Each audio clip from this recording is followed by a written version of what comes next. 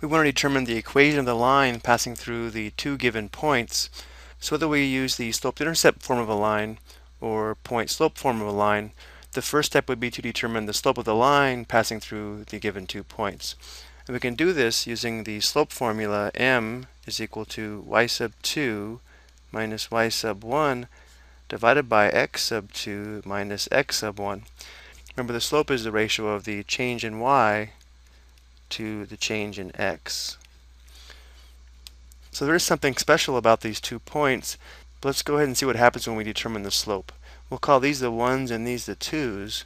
So this will be x sub 1, y sub 1, and x sub 2, y sub 2. So the slope is going to be equal to y sub 2 minus y sub 1 is going to be negative 2 minus 1. And then x sub 2 minus x sub 1 is going to be negative 5 minus negative 5. Well, this is going to be negative 3. And this is going to be negative 5 plus 5, or 0. Well, negative 3 divided by 0 is undefined, which means this is a special line. Remember, if a line has a 0 slope or undefined slope, it's either a horizontal line or a vertical line. So now if we go back and take a look at the coordinates of the 2 given points, notice how both x coordinates are equal to negative 5, which actually helps us determine the equation of the line.